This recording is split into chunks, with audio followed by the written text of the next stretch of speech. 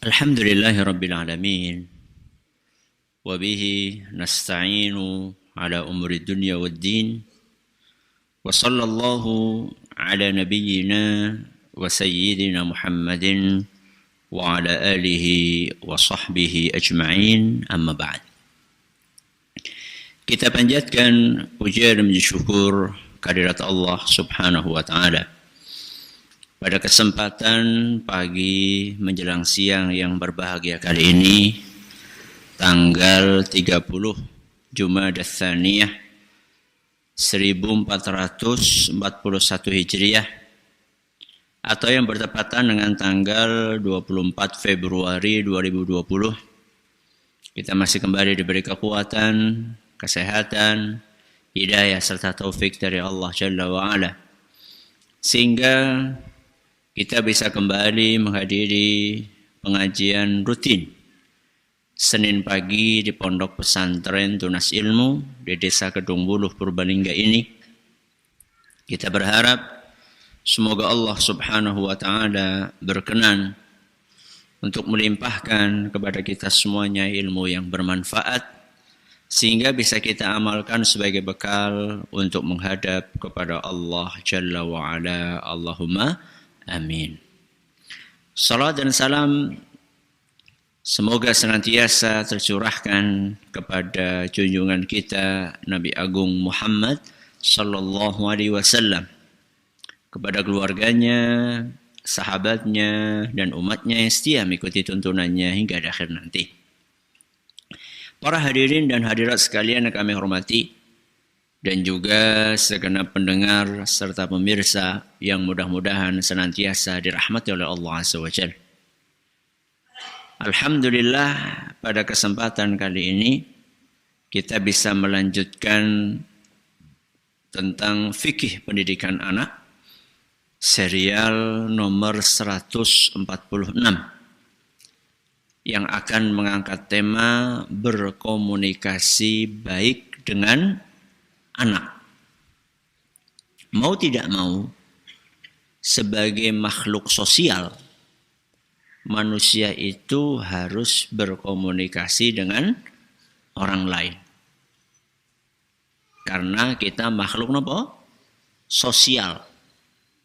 Makhluk sosial itu makhluk yang tidak bisa hidup sendiri. Al-insanu madaniyun bit-taba', kata orang Arab, manusia itu makhluk sosial.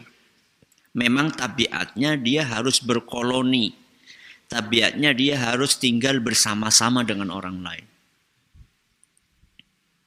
Ketika orang tinggal dengan orang lain, seseorang tinggal dengan orang lain, maka mau tidak mau dia harus berkomunikasi.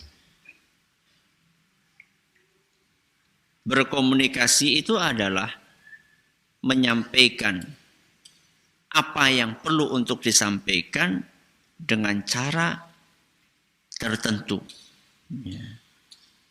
Nah, ketika orang menyampaikan sesuatu, ada yang caranya baik, ada yang caranya buruk. Ada orang yang bisa menyampaikan dengan cara yang baik, sebaliknya ada orang yang menyampaikan caranya buruk. Di dalam rumah tangga pun seperti itu.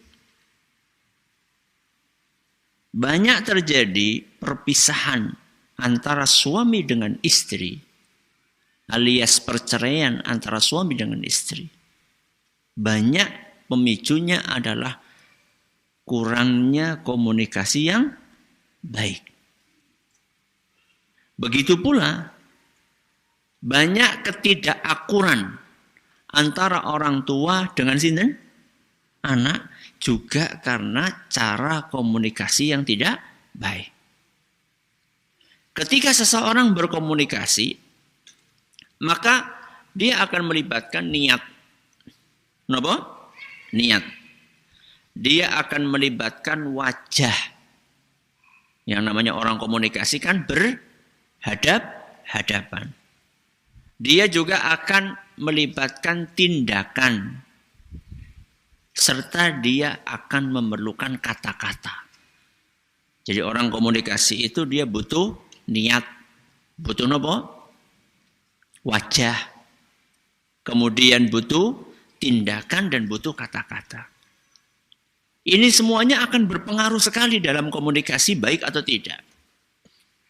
Orang berkomunikasi niatnya apa? Niatnya tulus atau apa kebalikannya tulus? Bulus.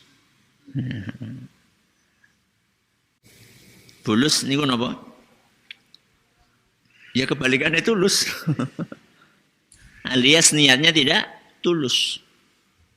Niat berpengaruh.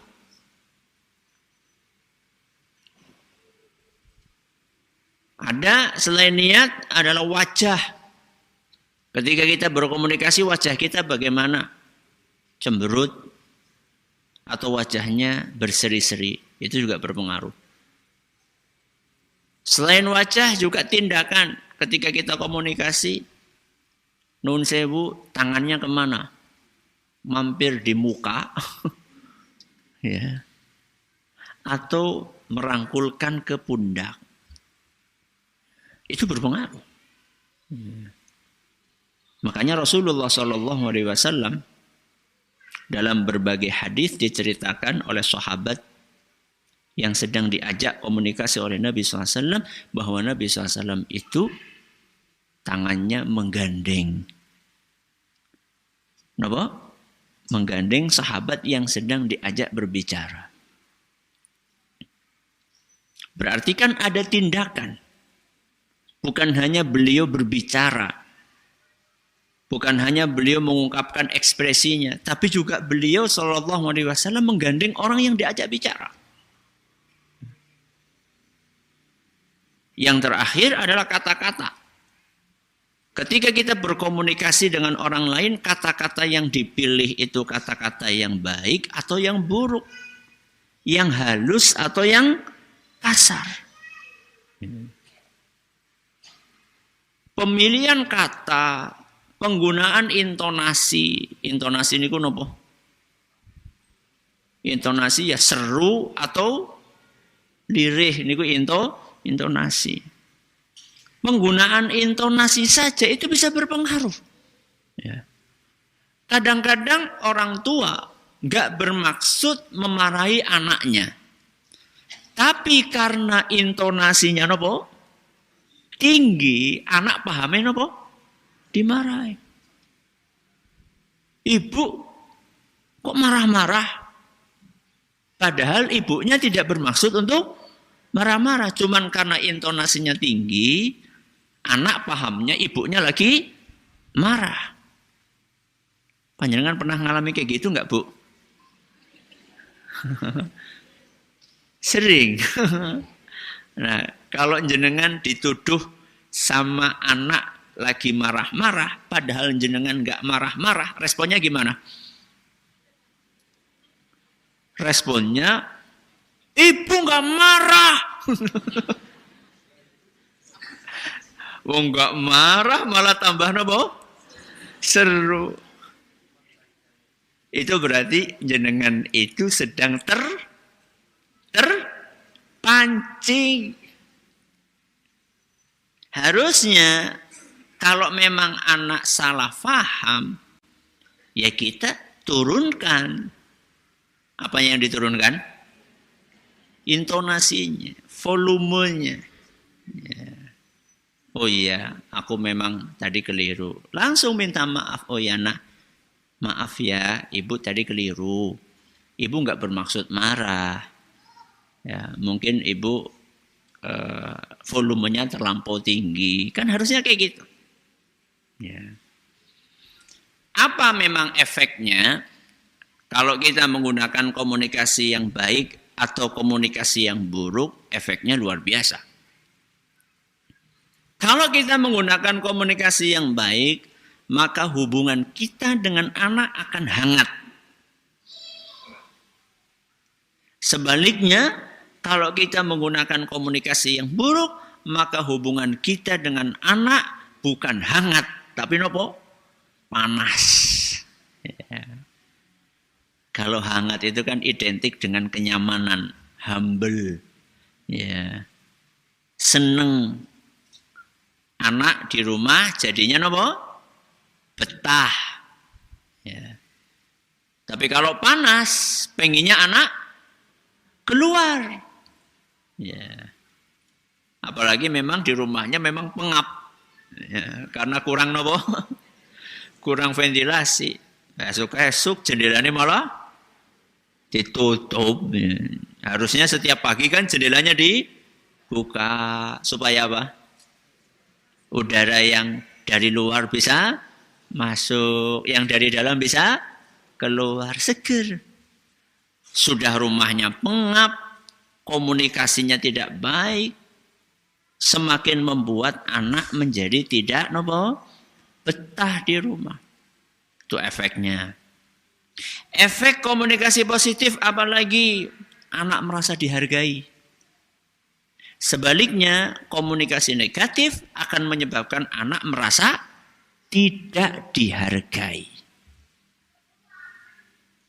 Ketika anak merasa dihargai, maka dia pun akan terlatih untuk menghargai sinten orang lain. Jadi kalau kita pengen anak kita menghargai kita, maka latihlah kita, diri kita untuk menghargai anak kita. Itu timbal balik itu sudah. Ya. Ketika kita menghargai anak kita dengan cara berkomunikasi positif, anak ngomong dibiarkan ngomongnya sampai selesai. Jangan anak baru ngomong sebentar sudah dipotong. Ibu aku pengen rasa kayak ngomong. Ya. Nembe pengen wis diputus. Kalau anak belajar seperti itu dari kita, maka jangan salahkan anak suatu saat anak itu memotong omongan siapa? Orang tuanya. Karena kita ngajari seperti itu, akhirnya anak pun ikut-ikutan. Dia nggak merasa dihargai. Karena dia belum selesai ngomong, sudah diputus, sudah di-justice, sudah divonis. Anak pulang telat misalnya, dia mau cerita. Kenapa dia telat? Baru mau cerita, ibu aku telat. Iya wis ngertilah, paling kan dolanan darah.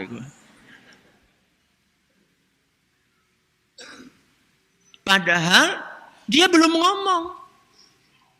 Mungkin enggak alasannya itu bukan itu? Mungkin atau tidak? Mungkin. Mungkin saja dia diajak temannya untuk menjenguk temannya yang lagi sakit. Mungkin atau tidak? Mungkin. Mungkin saja dia di tengah jalan ban sepedanya bocor. Sehingga dari tengah perjalanan sampai ke rumah harus nuntun. Coba bayangkan jenengan.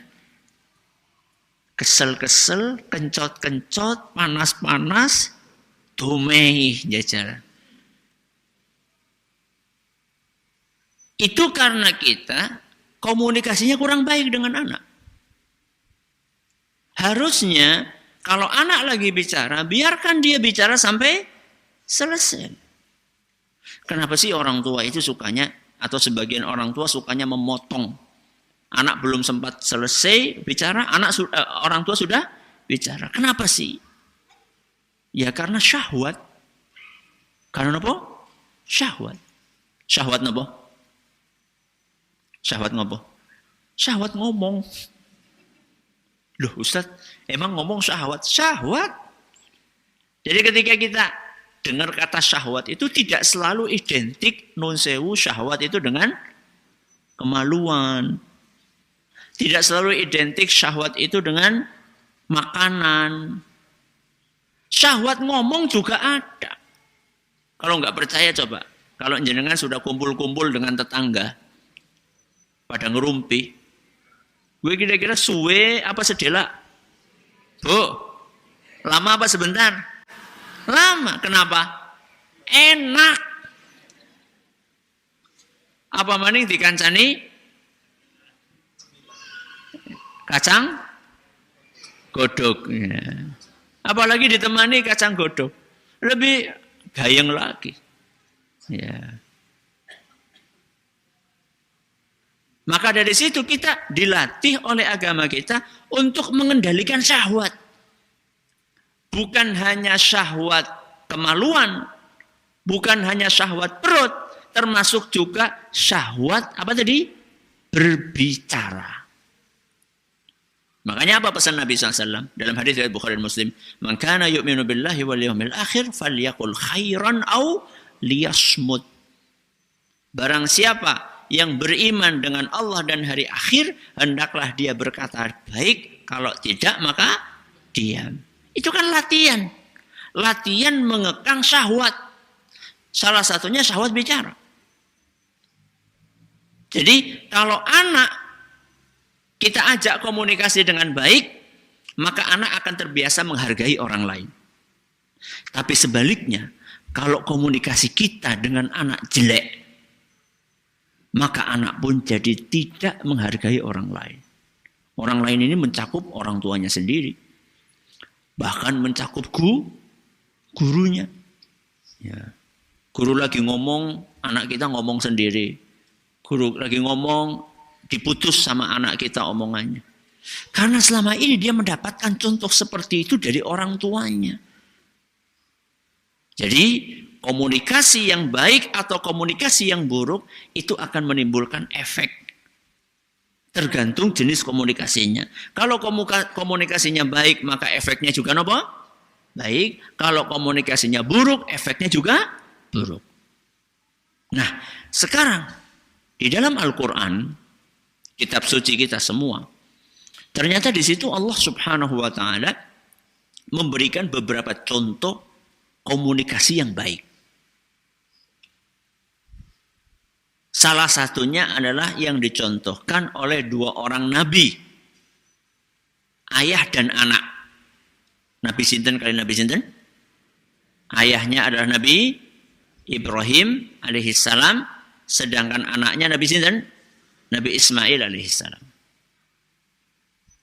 Kita sering dengar kisah Nabi Ibrahim dengan Nabi Ismail, bagaimana Allah diperintahkan, Nabi Ibrahim diperintahkan oleh sinten? Allah untuk menyembelih anaknya yang bernama Ismail. Ini kan kisah sering kita dengar, nggih. Selalu terulang-ulang. Bahkan mungkin sejak kita SD kita sudah dengar kisah itu. Kemudian setelah Ismail sudah siap untuk disembelih, mengambil posisi, tahu-tahu Allah menggantikan Nabi Ismail dengan apa? Dengan seekor kambing. Lalu dari situlah disyariatkan kita untuk beribadah, namanya ibadah kurban. Itu kan sering kita dengar. Tapi yang jarang dikupas adalah bagaimana proses komunikasi Nabi Ibrahim dengan Nabi Ismail ketika menyampaikan perintah Allah untuk nyembelih. Coba gimana coba? Jangan bisa bayangkan. Kok dapat perintah nyembelih anak? Ngomong ke anaknya itu gimana coba? Kalau modelnya bukan nabi, mungkin dia mengambil jalan pintas. Lagi turu, terus dia apa? Dijiret. Diikat tangannya, diikat kakinya, tulung-tulung, wis meneng bae, ser. Naudzubillah min dzalik. Tapi Nabi Ibrahim alaihissalam gak kayak gitu. Nabi Ibrahim alaihissalam memilih jalan komunikasi. Dan komunikasinya dengan cara yang baik. Allah rekam, Allah ceritakan dialog antara Nabi Ibrahim dengan putranya Nabi Ismail dalam Al-Quran surat As-Saffat. Surat apa? As-Saffat. Surat nomor pinten? Nomor pinten? 37. Ayat 102. Surat apa tadi? As-Saffat. Ayat pinten? Ayat 102. Allah Azza wa Jalla bercerita, falamma balagha ma'ahu sa'ya qala, ketika anak itu telah dewasa. Anak itu siapa? Nabi Ismail. Jadi cerita ini cerita tentang perintah Allah kepada Nabi Ibrahim agar menyembelih putranya yaitu Nabi Ismail adalah saat Nabi Ismail sudah bisa bekerja. Padahal itulah usia yang sangat dibutuhkan oleh orang tua. Anak semakin besar, orang tua semakin tua. Anak semakin kuat, orang tua semakin lemah. Itu adalah waktu yang sangat diharapkan kedatangannya oleh orang tua. Ketika anak mandiri, bahkan bisa membantu siapa? Orang tuanya. Ketika lagi kondisi seperti itu, kok malah Allah Azza wa Jalla memerintahkan Nabi Ibrahim untuk menyembelih putranya. Dan jangan dibayangkan bahwa Nabi Ibrahim itu sudah dapat informasi anakmu nanti akan diganti dengan apa? Kambing. Oh enggak. Kalau kayak gitu sih enak. Enggak. Ya. Nabi Ibrahim alaihissalam tidak ada info dari Allah Azza wa Jalla bahwa nanti begitu kamu siap menyembelih, ujuk-ujuk akan maktuing. Berubah jadi apa? Kambing. Enggak ada berita seperti itu sebelumnya. Betul-betul perintah untuk menyembelih anaknya. Apa kata Nabi Ibrahim? Ya bunayya. Ya bunayya. Bunayya itu dalam bahasa Arab panggilan kasih sayang. Bunayya, ya bunayya. Wahai anakku. Ya, mungkin kalau orang Jawa apa? Ya. Kalau kasar apa? Cah, bocah, nenek. Ya, itu kan kasar. Ya. Kalau dalam bahasa Arab, bunayya. Ya bunayya. Inni ara fil manami anni adbahuk. Nak, sesungguhnya aku mimpi. Dan isi mimpinya aku menyembelih kamu. Aku menyembelih kamu. Dan kita tahu mimpinya para nabi itu tidak sama dengan mimpi kita. Kalau mimpinya para nabi adalah apa? Wahyu. Berarti perintah saking sinten? Dari Allah Azza wa Jalla. Jadi jangan kemudian panjenengan mimpi megat bojone padane. Aku li wahyu ge. Yo ora wahyu sudah berhenti. Yo Nabi Hud ya. Kan bukan nabi. Mimpi kita ya tidak seperti mimpinya para nabi. Lihat setelah Nabi Ibrahim menceritakan wahyu dari Allah tersebut, ternyata Nabi Ibrahim tidak langsung manut. Enggak. Tapi Nabi Ibrahim berkata apa? Fanzur madza tara. Fanzur madza tara itu artinya coba. Apa pendapatmu tentang mimpi itu? Di sini Nabi Ibrahim alaihissalam mengajak bertukar pikiran. Jadi orang tua yang baik itu bukan hanya orang tua yang sekedar memberikan instruksi, kudu kayak kie. Bukan. Tapi orang tua yang baik adalah orang tua yang mengajak anaknya berkomunikasi, kemudian dia berbicara dan mendengar apa respon dari anaknya. Makanya Nabi Ibrahim alaihissalam setelah menyampaikan wahyu tersebut, beliau ingin mendengar apa komentar dari anaknya. Sehingga beliau mengatakan fanzur madza tara. Coba, menurut kamu gimana tentang mimpi tersebut? Nah, jawabannya adalah Nabi Ismail. Dia mengatakan qala ya abati. Ini juga panggilan kasih sayang. Ya. Ya abati, wahai ayahandaku. Berarti memang sudah ada jalinan kasih sayang antara sinten? Nabi Ibrahim dengan Nabi Ismail. Padahal bapak-bapak dan ibu-ibu yang kami hormati, Nabi Ibrahim dengan Nabi Ismail itu pisahnya sebentar apa lama? Sebentar atau lama? Lama. Akan tetapi walaupun demikian Nabi Ibrahim alaihissalam dengan taufik dari Allah beserta dengan ibunya Nabi Ismail, sinten? Ibunya Nabi Ismail sinten? Hajar. Itu berhasil dengan taufik dari Allah untuk mendidik anaknya sedemikian rupa. Karena Nabi Ismail dipanggil oleh ayahnya ya bunayya, panggilan yang menyejukkan, maka Nabi Ismail pun juga membalas panggilan ayahnya dengan panggilan yang menyejukkan. Ya abati, iya wahai ayahandaku. Ya abati fa'al ma tu'mar. Wahai ayahku, pendapatku, laksanakan apa yang diperintahkan Allah kepadamu. Allahu Akbar. Kue anake kulo kalian jenengan kados niku napa mboten? Nah, jangan boten dereng. Belum, masih proses ke sana, mudah-mudahan.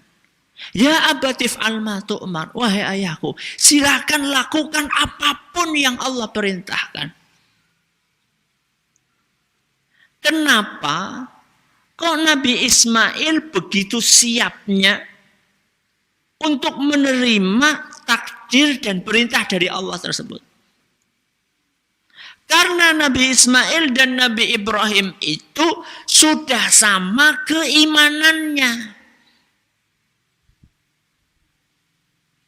Mereka berdua itu ibarat gelombang, ya. Gelombangnya itu wis apa? Wis sinkron. Jadi ora meresek. Ya. Kalau gelombangnya sudah pas kan kinclong suaranya. Kalau gelombangnya belum pasti gemeresek.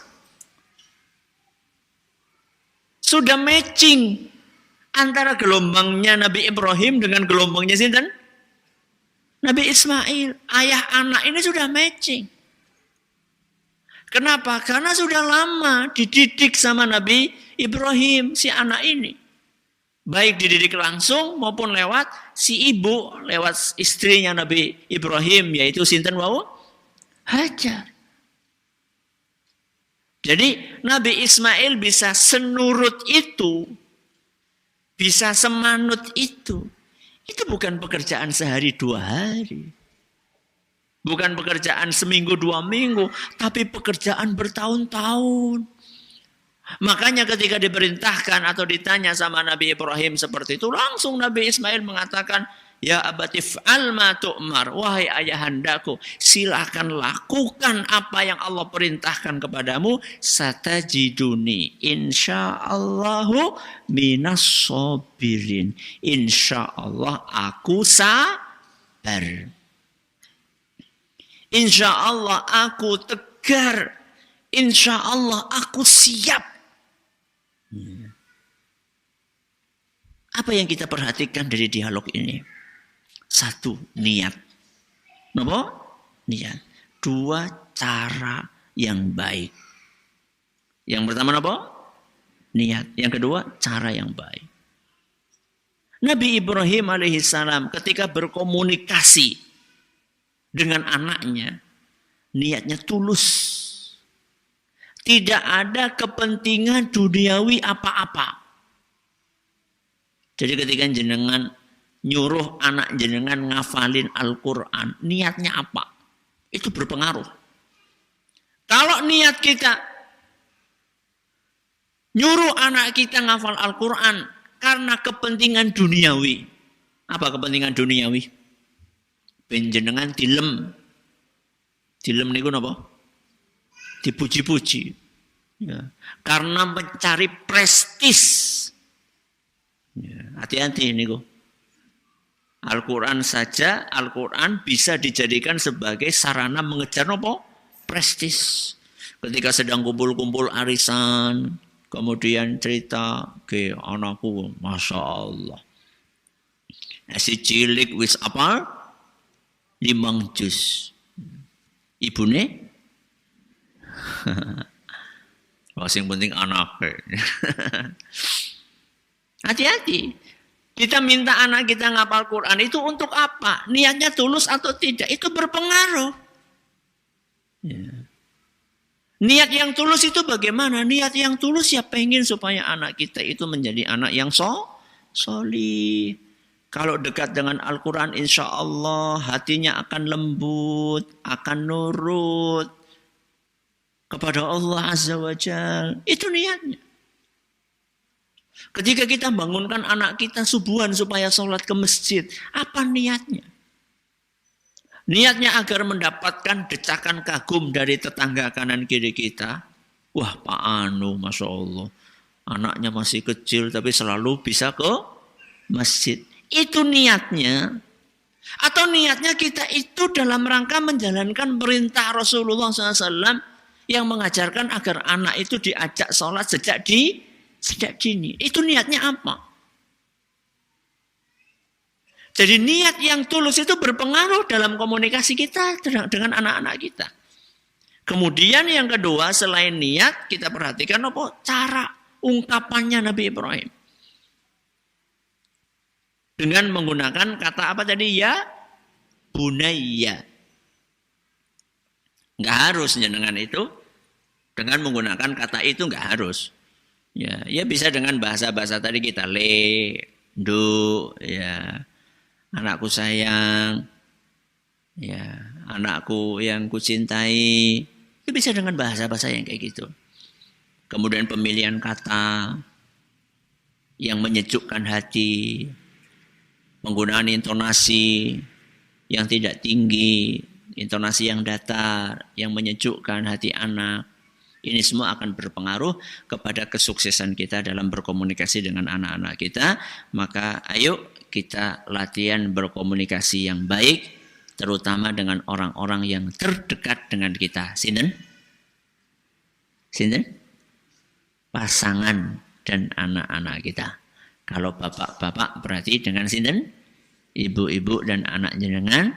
Kalau ibu-ibu berarti dengan bapak-bapak dan putra-putri jenengan. Mudah-mudahan yang sedikit ini bermanfaat. Silakan, masih ada tersisa waktu. Kalau ada yang mau bertanya bisa disampaikan pertanyaannya. Wallahu a'lam bishawab. Silakan. Assalamualaikum Ustaz. Waalaikumsalam warahmatullahi wabarakatuh.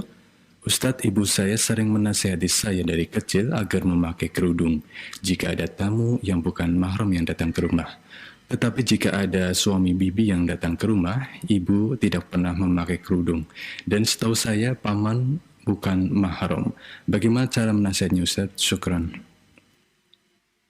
Suami siapa tadi? Suami dari bibi. Oh ya, suami dari bibi. Suami dari bibi. Berarti ibu itu punya kakak perempuan atau punya adik perempuan. Suami dari kakak perempuannya atau adik perempuannya. Itu mahram atau bukan? Mahram atau bukan? Bukan. Itu bukan mahram. Ya. Itu dalam bahasa Arab istilahnya al-hamu. Al-hamu. Al-hamu itu saudara ipar. Ya. Betul? Ipar. Itu bukan mahram. Bagaimana cara menyampaikan itu kepada ibu? Caranya baik-baik. Kemungkinan ibu jenengan itu belum tahu bahwa suami dari kakaknya atau adiknya itu bukan mahram. Mungkin ibu belum tahu. Ya. Maka tugas Anda adalah memberi tahu. Tapi caranya yang baik. Seandainya Anda sudah berusaha menyampaikan kepada ibu, kemudian ibu tidak percaya dengan apa yang Anda sampaikan, maka Anda bisa mengajak ibu Anda untuk menemui orang yang dia percaya keilmuannya. Jenengan Anda lihat coba ibu Anda itu percaya sama ustadz siapa. Karena kadang-kadang kan orang kan punya ustadz favorit sendiri-sendiri. Ya, kalau yang ngomong ustadz favoritnya biasanya gampang untuk diterima. Ya. Anda ajak ibu Anda untuk berkomunikasi, untuk berkonsultasi dengan ustadz yang dia percaya. Kemudian Anda ngomong dulu sama ustadznya. Ustadz, ini saya nanti pengen konsultasi dengan ibu saya mau menanyakan masalah mahram. Sehingga nanti ustadznya juga siap untuk menjawab pertanyaan. Nah, di situ nanti mudah-mudahan ibu Anda bisa mendapatkan pencerahan. Ya, mudah-mudahan bisa mendapatkan pencerahan. Sambil didoakan. Ya, sambil didoakan mudah-mudahan hati beliau dibuka oleh Allah Subhanahu wa taala. Ya, silakan. Baik Ustaz, terima kasih atas jawabannya. Untuk selanjutnya kita beri kesempatan kepada para pendengar Radio Roja di Cilengsi. Silakan. Jazakallahu khairan wa barakallahu fikum atas kesempatan yang diberikan kepada kami. Pertanyaan dari pendengar Radio Roja. Assalamualaikum warahmatullahi wabarakatuh. Waalaikumsalam warahmatullahi wabarakatuh.